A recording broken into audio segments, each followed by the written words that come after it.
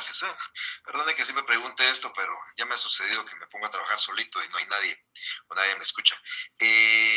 Como ya vieron ustedes en la presentación, el día de hoy vamos a hablar sobre los procesos de conocimiento, pero en términos muy generales. Voy a tratar de explicar la temática. Ya lo dije en el primer semestre, perdón, en los primeros días de clases de este semestre, de que nosotros nos vamos a concentrar mucho en analizar nuestro juicio ordinario en este semestre. Un juicio que es el prototipo de todos los procesos, un proceso que contiene todas las disposiciones que se aplican por analogía a los demás procesos. Y vamos a empezar a hablar sobre esto, pero vamos a dar una parte introductoria de lo que vamos a conocer como procesos de conocimiento. Lo que pretendo explicar el día de hoy es en qué consiste un proceso de conocimiento, cuáles son las clases de procesos de conocimiento, qué se pretende o cuál es el objeto del proceso de conocimiento. Es una clase que vamos a durar unos 40-45 minutos en su realización, y el día martes de la semana entrante vamos a estar ya hablando del juicio ordinario, vamos a hablar del juicio ordinario en general. Eh, Cada parte del juicio ordinario la vamos a estar analizando posteriormente hasta que concluyamos el semestre. Nosotros estaremos a finales de mayo, ya con los exámenes finales, habiendo concluido lo que es el juicio ordinario y, si es posible, haber analizado también los medios de impugnación. Pero bien, ya entrando en materia, este es el tema que tenemos para el día de hoy, y para hablar un poco de los procesos de conocimiento, que creo que vamos a recordar algunos aspectos que nosotros ya hemos analizado anteriormente, y que pues me va a permitir poderme introducir en este tema. Primero, les quiero recordar que cuando existe un conflicto, cuando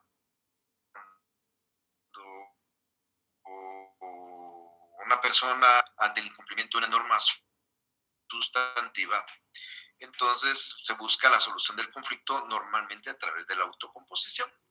Esto implica de que si a mí me ocasionan algo que a mí me molesta y que contradice el nuevo derecho sustantivo, y reclamo de la persona que debió cumplir con esta disposición que se me satisfaga la pretensión que yo pretendo, y si lo hacemos de una forma cordial, pues podemos llegar y buscarle una solución. ¿Qué sucedería, por ejemplo? Y creo que con todos ustedes pueden ser un objeto de ejemplo. ¿Qué sucede cuando nosotros fuimos menores de edad? Seguramente nuestros padres nos proporcionaron todo lo necesario para nuestro sustento. Esto implicaba casa, implicaba comida propiamente dicha, vestuario, educación, salud. Y normalmente pues, pudo suceder de esta manera, pero pudo haber sucedido que en algún momento nuestros padres se fueron a haber separado, y entonces sucede que nuestro padre no daba alimentos, nuestra madre se lo pedía, y al final de las casas pues el padre los proporcionaba y no había conflicto. El conflicto se va a dar cuando desaparece, cuando se concluye, cuando se termina, cuando no hay acuerdo, a través de la autocomposición. Entonces nosotros tenemos que recurrir a un proceso judicial. Quiero decirles que soy de la opinión que el último extremo para la solución de un conflicto debe ser la actividad jurisdiccional a través del derecho de acción. Entonces vamos a tener que realizar el reclamo ante un juez, y este juez se tiene que basar en un proceso. Es un proceso desarrollado por distintas etapas hasta que llega a una decisión final, y en esa decisión el juez resuelve el conflicto o la controversia. Por supuesto que toda esta decisión del juez está en la mente de él, desarrollándola a través de un proceso cognoscitivo, tratando de determinar quién tiene la razón. Si la tiene A, la tiene el actor, o la tiene D, la tiene el demandado. Nosotros hablamos oportunamente de distintas clasificaciones de los procesos. Fue una clase particular sobre esta, y yo les decía a ustedes que era importante resaltar una clasificación, y es aquella que divide los procesos atendiendo a su función o a su finalidad. Es decir, qué se pretende, qué función conlleva estos procesos.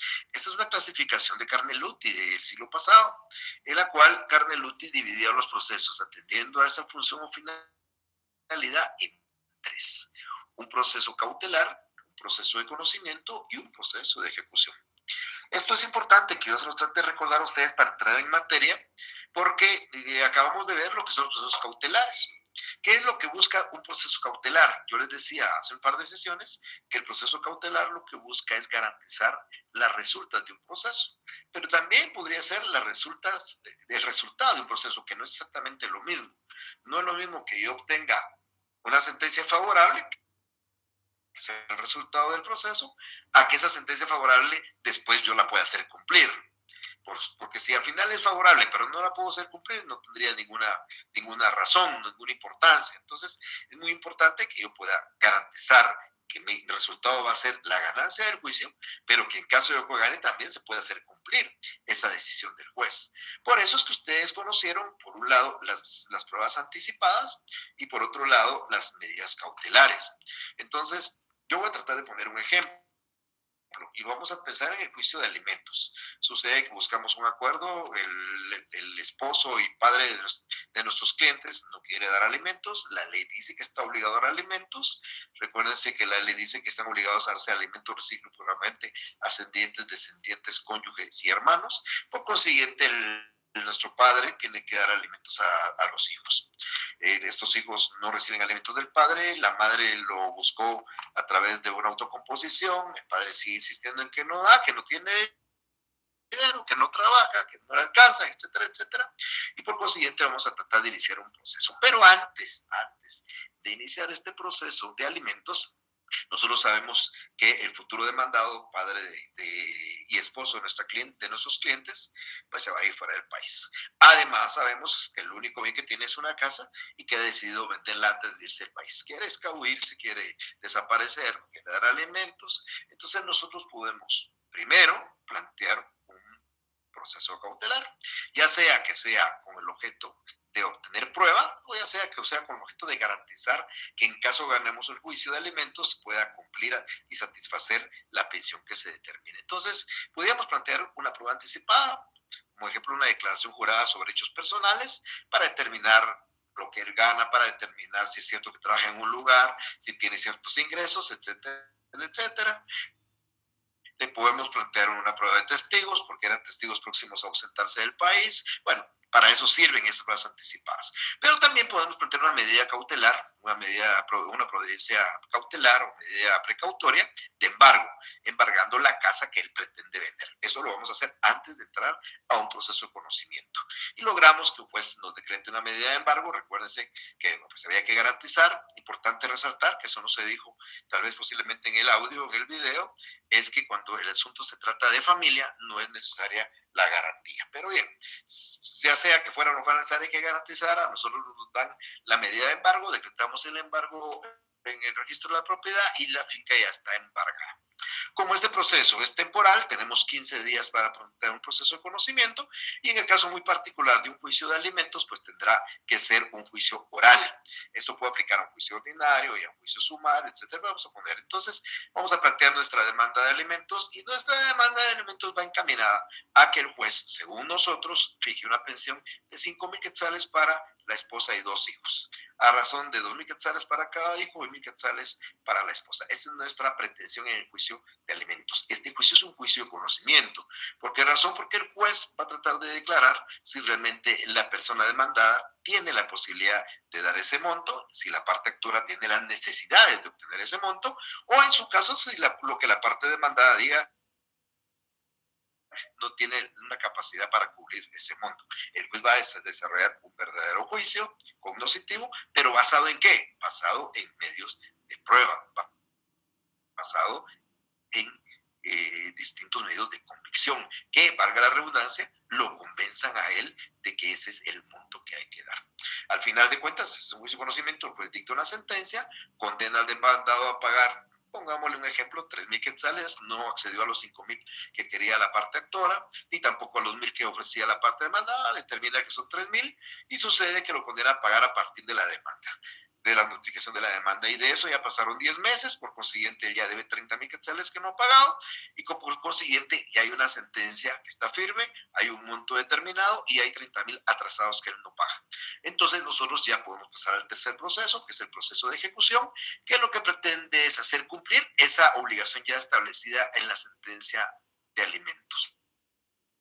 Como debe 30,000 quetzales y no los paga, plantearé la ejecución y procederé al embargo de la finca que ya precautoriamente había embargado en una medida cautelar. Hay una interrelación, por eso es que la medida cautelar se dice que es subsidiaria, es accesoria, porque esta subsiste si planteamos el juicio de conocimiento y, por supuesto, a la vez el juicio de ejecución.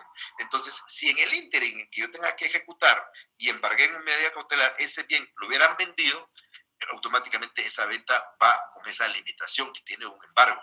Y en caso de que nosotros ejecutemos, pues vamos a obtener la propiedad, se va a poder rematar y va a haber una responsabilidad de quien adquirió después del embargo el bien, porque automáticamente va a ser responsabilidad de él. Entonces, así dividimos nosotros los procesos en procesos cautelares, procesos de conocimiento y procesos de ejecución. Lo van a ir entendiendo ustedes poco a poco, ¿verdad? Los cautelares pueden ser el arraigo, el embargo, la intervención, el secuestro, la notación de demanda, las providencias de urgencia y, por supuesto, también para adquirir prueba, pues puede haber declaraciones juradas, declaraciones de testigos, dictamen de expertos, presunciones, perdón, reconocimiento judicial, etcétera. ¿Por qué nosotros llamamos a estos juicios juicios de conocimiento? ¿Qué es en sí un juicio de conocimiento? Bueno, un juicio de conocimiento nosotros lo vamos a encontrar en la doctrina que también se le denomina juicio de cognición o juicio declarativo. ¿Pero por qué es un juicio de cognición? Pues porque el juez cuando desarrolla el juicio de conocimiento tiene que desarrollar una actividad cognoscitiva y desarrollar un juicio y tomar una decisión. Miren, yo este ejemplo lo he puesto para tratar de, valga la redundancia, ejemplificar lo que pasa en la vida real, lo que pasa en la vida cotidiana, lo que pasa con nosotros como familia y lo que puede suceder ante un órgano jurisdiccional. Yo he puesto este ejemplo, lo voy a ejemplificar yo. Como digo, a mí me gusta mucho cuando tenemos actividades presenciales poderlos hacer a ustedes partícipes de esto para que entendamos un poquito mejor, pero acá lo vamos a desarrollar poniéndome de ejemplo yo. Voy a suponer que yo tengo dos hermanos pequeños, son niños pequeños, son hermanitos menores de edad, y cuando yo regreso de trabajar, no, voy a ponerlo no con hermanito, lo voy a poner con mis hijos. Yo tengo a mis hijos, son dos hijos, tengo un hombre y una mujer, son menores de edad, eso no es lo real, pero ya los míos están mayores, están hasta casados, pero estoy poniendo los menores de edad. Y cuando yo llego de la casa, pues sucede que la hija me dice, mira papi, mi hermano me pegó. Mi hermano me pegó sin qué ni para qué, me pegó, me jaló el pelo, eh, me dio una manada en el hombro, además me rompió mis cuadernos y los tiró a la basura y me dice todo. Yo automáticamente estoy actuando ahí como un tercero, aparentemente imparcial, así como actúan los jueces. Yo estoy recibiendo de mi hija lo que fuera una demanda. El juez va a recibir del actor una demanda. Pero yo no puedo decidir que ella tiene la razón. Yo no podría en este momento decir, bueno, y vení, llamar al hijo y castigarlo. Si estás castigado porque le pegaste a tu hermana, porque le rompiste los cuadernos, estás castigado. Él me podría decir, bueno, me estás violando el debido proceso, me estás violando mi derecho a legítima defensa, es constitucional, pues porque tendría toda la razón si lo estoy condenando sin haberlo citado, oído y vencido en un proceso. Entonces lo que yo tengo que hacer, habiendo recibido la demanda de mi hija, su reclamo, es escuchar a mi hijo, oírlo, preguntarle si es cierto lo que su hermana dice y si está de acuerdo con lo que su hermana dice. Si mi hijo en la cuestión supuesta que estamos hablando acá dijera, mira papá, sí es cierto, yo le pegué, porque tenía ganas de pegarle, automáticamente hay una aceptación de los hechos por parte de él. Y por consiguiente, para mí no es fácil sancionarlo. ¿Por qué razón? Porque mi hija dice que le pegó y él está de acuerdo en que le haya pegado. Entonces lo voy a sancionar, le voy a poner una sanción, le voy a prohibir que vea el televisor, que use su equipo de videojuegos, etcétera, etcétera, y ahí tomó la decisión. Los jueces actúan más o menos de la misma manera. El juez recibe la demanda ya y de esa demanda escucha a la parte demandada, le da un tiempo. Y la parte demandada puede ser que comparezca y acepte.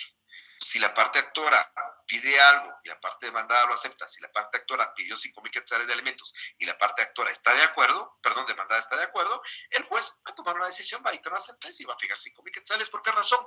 Porque hay una demanda y no hay controversia, hay una aceptación, hay lo que nosotros conocemos como un allanamiento.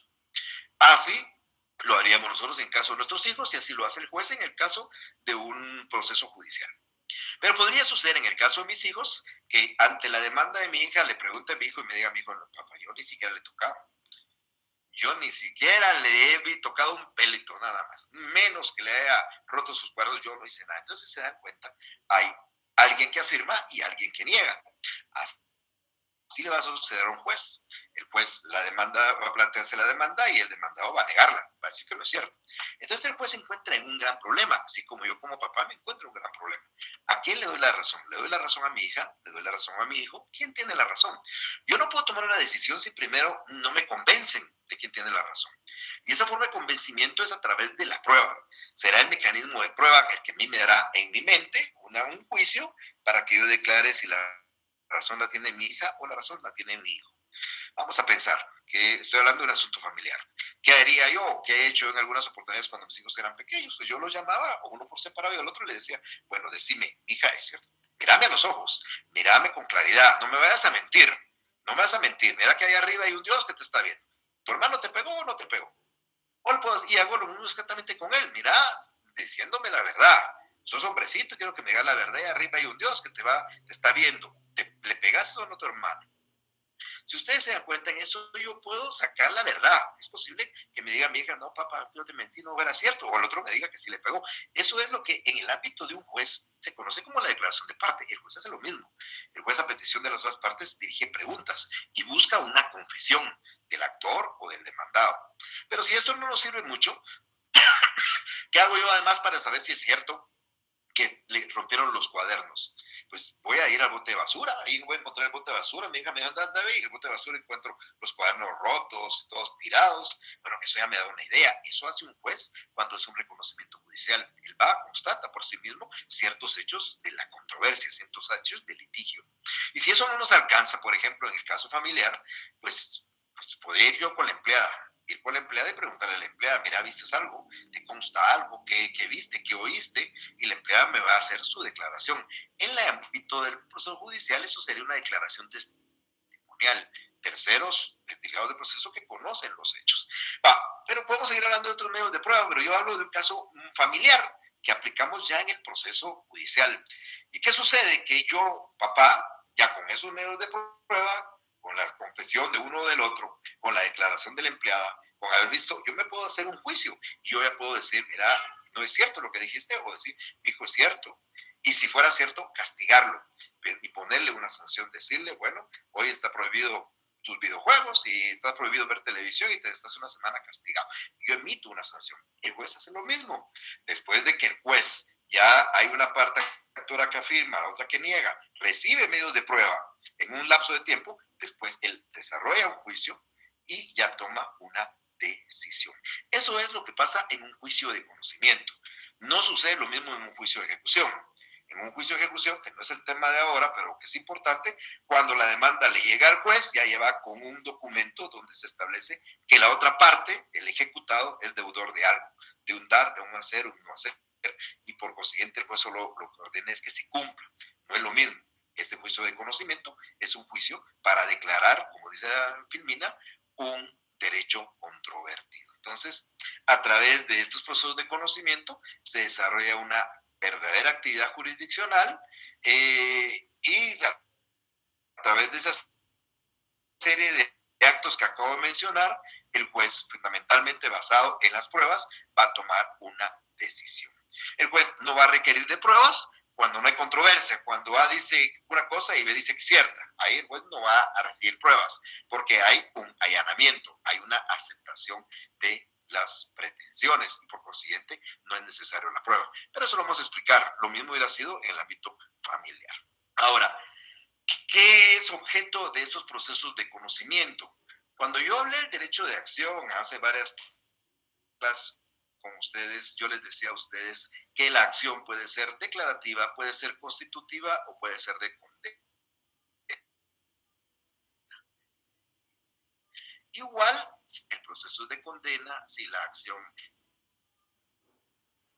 es constitutiva, el proceso es constitutivo. E igual, si la acción es de que condena, el proceso de condena, la sentencia será de condena. Si la acción es declarativa, el proceso es declarativo y la sentencia será declarativa. Y si la acción es constitutiva, el proceso será constitutivo y, por supuesto, la sentencia constitutiva. Pero ¿cuál es la diferencia entre una mera declaración o una declaración constitutiva o una declaración de condena? La mera declaración se hace, amigas y amigos, cuando el derecho que se está discutiendo es simplemente un reconocimiento del mismo. O sea, si yo soy propietario de un inmueble y le voy a decir al pedido al juez que me declare que soy el propietario y no el otro que está ahí, el juez aquí no va a cambiar mi posición, va a decir, Mario Gordillo es el propietario. Mi demanda es que él declare que el propietario del bien soy yo y no el que está ahí que tiene otros documentos falsos. Y cuando el juez dice, no, el propietario es Mario Gordillo, no es el demandado, automáticamente lo que me está dando, está haciendo es una simple declaración. El juez está haciendo una simple declaración. Eso pasa normalmente con los aspectos de propiedad. Entonces, cuando yo planteo la posesión de un bien, la reivindicación de la propiedad o una reivindicación de un derecho real que me pertenece, solo pretendo que el juez haga la declaración. Entonces, cuando ustedes planteen una demanda de propiedad, porque su cliente es el propietario, dice que es el propietario, y la otra parte también dice que es la propietaria, y el juez decide al final quién de los dos es el propietario, lo que está haciendo es una mera declaración. Normalmente, reitero, estas clases de procesos van dirigidas a temas de propiedad o de posesión. Ahora, también hay procesos cuya declaración es constitutiva. Lo particular de estos procesos cuya declaración es constitutiva es que aquí no se hace una simple declaración. Cuando el juez hace la declaración, crea una situación nueva, algo que no existía. Cambia una situación jurídica a otra situación jurídica. Yo les pongo a ustedes algunos ejemplos acá, vamos a mencionar 3 que nos puede ayudar para entender. ¿Qué pasa cuando yo planteo una demanda de divorcio? Mi cliente está casado y si logro el divorcio, el juez que declara que está divorciado. Convierte a una persona casada, la convierte en una persona soltera. Y entonces hay una situación nueva. Aquel que no era casado, aquel que era casado, ahora es soltero. Ese es un juicio de una declaración constitutiva, porque se constituye una relación completamente distinta, nueva a la existente. Lo mismo pasa en la unión de hecho. En una unión de hecho donde 2 personas están solteras y una pide la aclaratoria de unión de hecho judicial y el juez declara la unión de hecho, aquella persona que era soltera la convierte en unidad de hecho. Y lo mismo pasa en el ámbito de la afiliación desde los 2 puntos de vista. Por ejemplo, de aquel hijo que plantea la paternidad de un padre, entonces aquel hijo que no tiene padre y el juez declara que es padre, al hijo le da padre y el padre le da un hijo. Es una situación jurídica nueva y automáticamente por eso es constitutiva. Y a la inversa, cuando aquel padre que es padre de un hijo nació entre el matrimonio impugna la paternidad aduciendo que ese hijo no es de él y lo prueba, cuando el juez dicta la sentencia y declara que ese hijo ya no es del padre, aquel que era padre ya no lo es y aquel que era hijo tampoco ya no lo es de este padre. Cambia una situación jurídica nueva. Entonces, estos procesos de conocimiento son de una declaración constitutiva. La mayor cantidad de procesos normalmente de conocimiento son de declaración de condena y son los procesos que a nosotros nos interesan muchísimo para efectos de ejecución. Hasta ustedes lo van entendiendo poco a poco hacia futuro. Es decir, con los procesos de ejecución devienen de una sentencia de condena. Las sentencias declarativas no se ejecutan porque no hay ningún derecho que se establezca, no hay que exigir el cumplimiento de nada. Usted es propietario o es propietario, punto. Usted ahora es papá, pues papá. Esa declaración no es motivo de una exigencia económica, pero cuando la sentencia lleva una condena y fija una prestación, puede ser un dar, un hacer o un no hacer, automáticamente esta sentencia le fija esa obligación y en caso de incumplimiento esa es la obligación en la que vamos a ejecutar. Entonces es bien importante que evaluemos ese tema de las ejecuciones, de las sentencias de condena, porque estas son las que de una u otra manera nos van a servir a nosotros al momento de promover la ejecución. El tema del proceso de las sentencias de condena las vamos a tratar, ahora puedo ejemplificar. Es decir, si yo promuevo un juicio de conocimiento pretendiendo que se condene a una persona a pagarme una cantidad de dinero y el juez condena, esta es una sentencia de condena porque va la obligación de dar dinero. Si yo planteo un juicio con la obligación de que me entreguen un vehículo y ese vehículo logro que el juez le fije un plazo para que me lo entregue, es una sentencia de obligación también de dar, solo que aquí son bienes muebles, que no es dinero. Si yo estoy buscando la manera de plantear un proceso donde se le obligue a alguien, por ejemplo, a realizarme una obra eh, artísticas, se me ocurre, y logro que la sentencia lo condenen a realizar la obra en cierto tiempo, eso es una obligación de hacer. O puedo lograr a través de una demanda ordinaria que alguien no levante una pared. Por ejemplo, en una servidumbre, no levante la pared, existe una obligación de no hacer. Entonces, esas sentencias que conllevan una prestación de dar, hacer o no hacer, son las sentencias y los procesos y las acciones cuyo objeto es la declaración de condena. Importantísimo porque les digo, es el único que nos interesa para efecto de continuar después con una ejecución. Ahora, ¿qué procesos de conocimiento se regulan en nuestro Código Procesal Civil y Mercantil? Aquí yo voy a ser muy claro en decirles a ustedes que yo en el transcurso de todo este año, este semestre y todo este año, vamos a estar hablando mucho de esto. Estos son los temas que al final son los que nos van a estar abordando. Ya sobre esto yo hablé en alguna oportunidad, ya di algún ejemplo en alguna oportunidad. Hoy aprovecho para recordárselos. Yo les decía a ustedes que en el libro segundo del Código Procesal se regulan los procesos de conocimiento. O sea, procesos donde se va a declarar un derecho controvertido. Originalmente, en todas las legislaciones, en la mayoría de legislaciones, realmente solo hay dos clases de procesos de conocimiento. Un proceso típico, llámese ordinario, llámese oral por audiencias, ordinario por audiencias, llámese como sea, en cualquier país hay un proceso típico, que es el común, el de aplicación general, que se aplica para cualquier cosa, y a la par un proceso especial para cosas muy particulares. Por cuestiones de necesidad hay que declararlo más rápido, se requiere menos análisis de las cosas, el proceso puede ser más corto, y normalmente esos procesos se llaman sumarios o sumarísimos. En nuestro país, antes del código, de la existencia del código, en 1965, existían estos dos procesos, un juicio ordinario y un juicio sumario.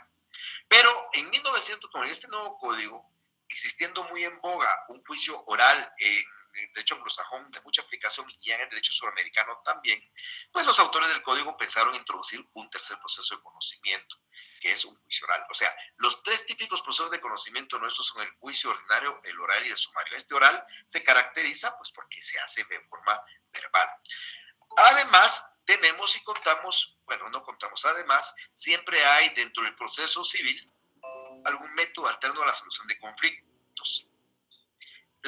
El arbitraje está reconocido como un método alterno. Yo reconozco el arbitraje como otro juicio de conocimiento.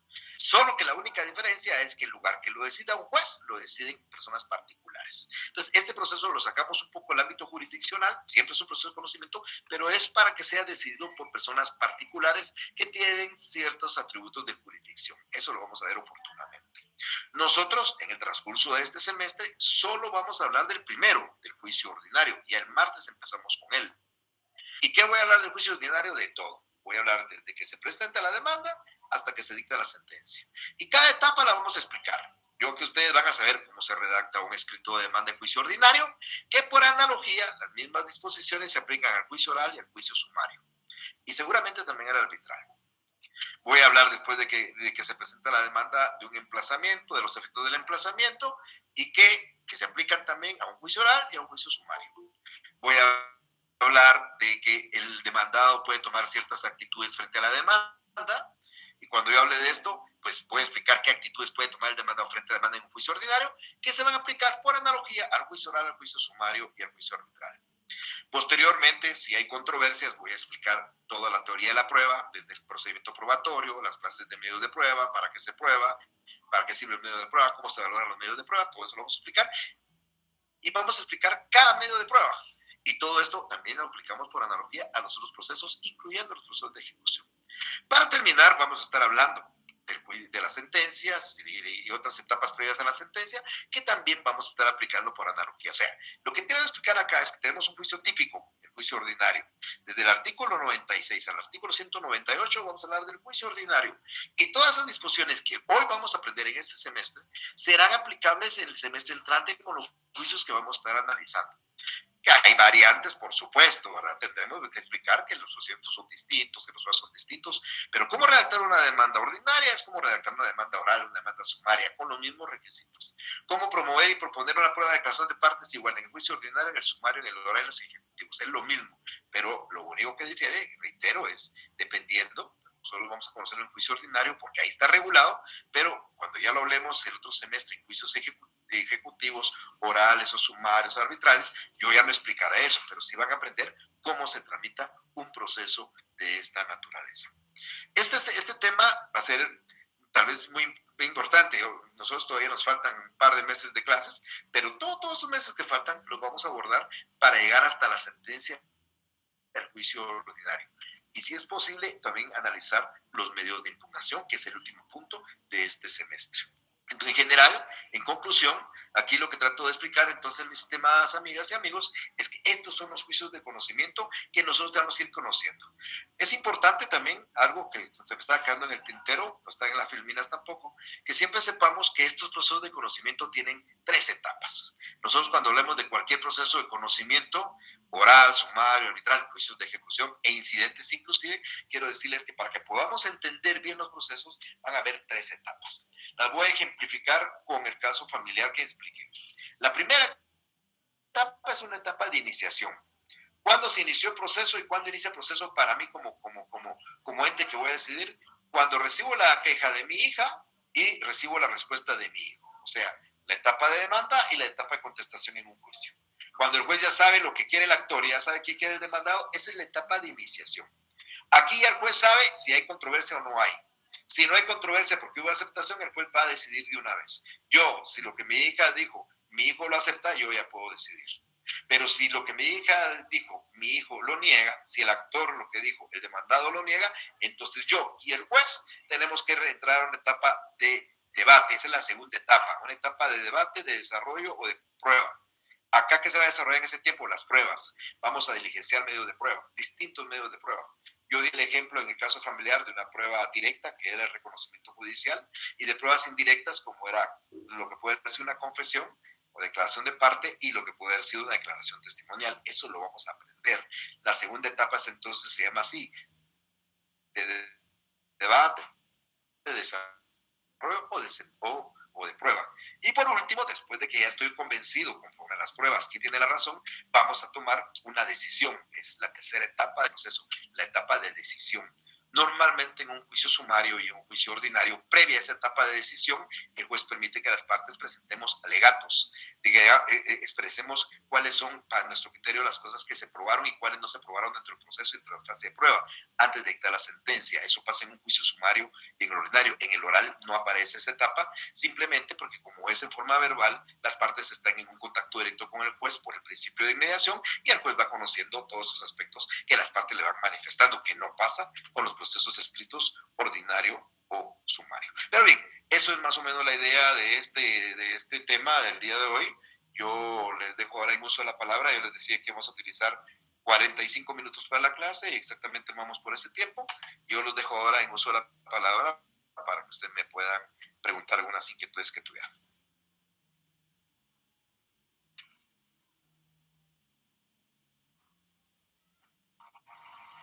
Licenciado, buenas tardes. Bueno, una pregunta sobre el video que nos subió sobre la parte de la garantía. La parte que pide la garantía sería el demandante. Gracias por su pregunta, Marlene. Hay 2 momentos en que usted puede pedir medidas cautelares. Antes de un proceso, entonces está obligado, el juez le va a fijar la garantía. O sea, si es antes del proceso, usted, para que el juez decrete un embargo, el juez le va a fijar una garantía que está entre el 10 y el 20% del monto que usted en el futuro vaya a reclamar. Si usted cubre la garantía, el juez le va a dar la medida. Si no la cubre, el juez no la va a dar. Es importante tenerlo presente, no sé si en ese video lo cuento, pero en los asuntos de familia, por ejemplo, un juicio de alimentos, un juicio de divorcio, un juicio de filiación, aquí, aunque sea previamente, no se pide garantía, pero los juicios evidentemente civiles sí. Para que usted le decrete un embargo, una anotación de demanda en un juicio civil, primero el juez le fija una garantía, usted la paga, la deposita en la tesorería y el juez ya le entrega el despacho o el oficio para los bancos, para el cajero, para el registro, para lo que sea, y lograr la medida de garantía. Ahora, cuando la medida usted la pide con la demanda, el juez no fija garantía. Pero si la parte demandada pide que le fijen garantía a usted como parte actora, el juez le debe fijar la garantía. Entonces, en el caso que usted presente en la demanda, el juez no le va a fijar la garantía, pero si la otra parte le exige al juez que se la constituya, el juez se la va a declarar a usted, y si usted no la cumple, el juez le va a dejar sin efecto la medida cautelar. No sé si queda claro, Rosa Marlene. Sí, muchas gracias. A usted por su pregunta. Muchas gracias. Licenciado, buenas tardes. Yo tenía una consulta. Betsy, buenas tardes. Buenas tardes, licenciado. Dígame. Respecto al decreto número 1571 sobre el arraigo, en el artículo 2 se mencionaban requisitos especiales, pero me llamó la atención cuando dice de que si la persona solo tuviera un apellido, se debe de constar esta circunstancia. ¿De qué manera la debemos de constar? ¿O con qué documento? Lo que pasa es que yo creo, ahora ya no se usa mucho eso, ¿verdad, Betsy? Porque no me recuerdo si hay una reforma, no, creo que hay una inconstitucionalidad o hay algo planteado sobre esto. Betsy, normalmente las personas que no fueron reconocidas por el padre se identificaban siempre como único apellido. Por ejemplo, yo sí soy reconocido, pero yo soy hijo de matrimonio, entonces mi nombre es Mario Estuardo Gordillo Galindo. Pero si hubiera sido hijo fuera de matrimonio y mi padre no me hubiera reconocido, yo sería Mario Estuardo Galindo, único apellido. Así se hace constar. O sea, así usted pone Mario Estuardo Galindo, único apellido. Eso significa que no tiene otro. De esa manera se hace constar. Pero eso ya ha variado un poco. Ahora, yo no me recuerdo si es por una inconstitucionalidad que se declaró que realmente las personas que no tienen el apellido por ser reconocidos pueden usar los dos apellidos de la madre. Entonces yo me hubiera llamado, mi mamá es de apellido Galindo Rebuli, yo hubiera sido Mario Estuardo Galindo Rebuli. Eso hubiera sido mi nombre, conforme a esas reformas que hay ahora, Betsy. Ok. Gracias, licenciado. Entonces, es a usted. Y otra pregunta, licenciado. Hablaba sobre la garantía de que se debe dar más que todo con el fin de los daños y perjuicios que sufre la otra parte. Mi pregunta es, ¿la parte las tiene que pedir? ¿Qué pasa si no las pide? ¿El juez de oficio las otorga o cómo es el procedimiento en este caso?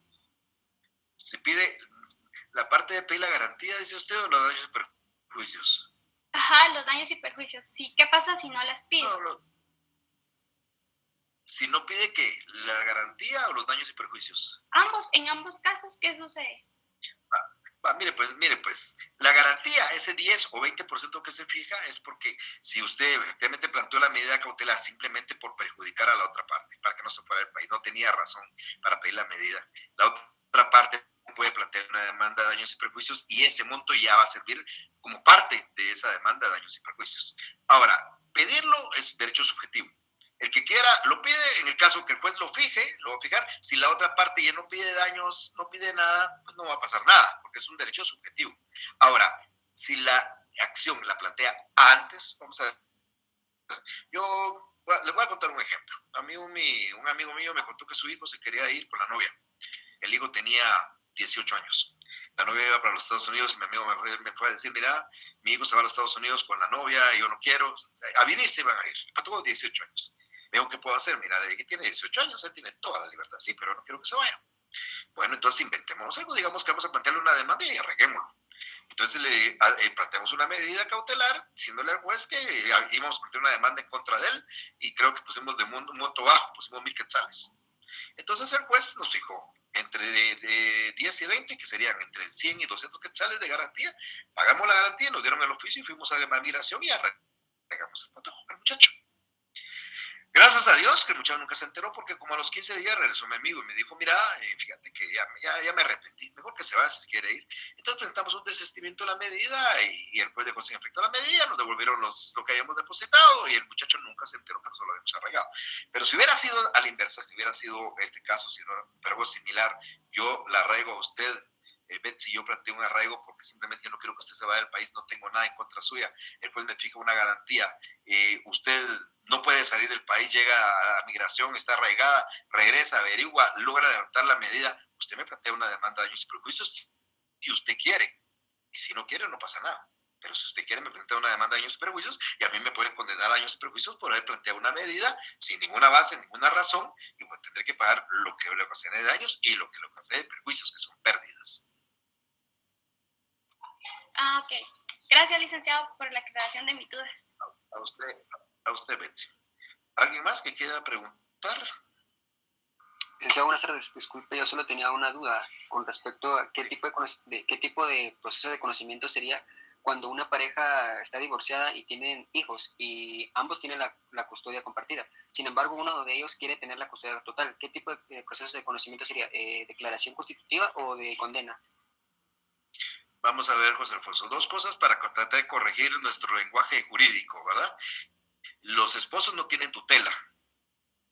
¿Qué es lo que tienen los esposos sobre sus hijos, los padres sobre sus hijos? Perdón, la patria potestad. Ok, sí, para que vamos corrigiendo, ¿verdad? Porque si usted me dice como abogado, el papá tiene la tutela, yo le voy a contradecir. El papá nunca tiene tutela, la tutela es de un tercero. Acá, de conforme con la ley, los dos tienen la patria potestad, pero la puede perder alguien por muchas cosas. Mire, la patria potestad se puede suspender, se puede perder y se puede separar. ¿Cuándo se va a perder? Son por cosas graves. Por ejemplo, un padre alcohólico, un padre drogadicto, un padre delincuente, un padre que abandona a sus hijos. Entonces, el padre abandona a sus hijos, la madre plantea la pérdida de la patria potestad y el juez ordena que pierda la patria potestad. Para mí, esta es una sentencia constitutiva, porque él era padre y tenía la patria potestad. Hoy sigue siendo padre, pero sin patria potestad. Viene siendo una sentencia constitutiva, está creando algo nuevo. Eso es en el caso de la pérdida. En el caso de la suspensión, pienso que puede ser exactamente lo mismo, pero la suspensión son por cosas menos graves, donde el padre no es que la pierda, sino se le suspende temporalmente. Por ejemplo, una incapacidad temporal, una embriaguez temporal, entonces se le puede suspender temporalmente y no la puede ejercer en ese momento. También creo que es constitutivo. Y la separación se da cuando el padre disipa los bienes del menor, o sea, cuando los malgasta, cuando no los administra bien, se le puede separar de esa actividad que es la administración de bienes. Eso está en la patria potestad. Cualquiera de las tres decisiones, yo diría que es una sentencia, no de condena porque no iba a la imposición de algo, es una sentencia constitutiva, está creando una situación distinta. Aquel que tenía la patria potestad la deja de tener. Aquel que la tenía se lo puede suspender o aquel que la tenía se le puede separar.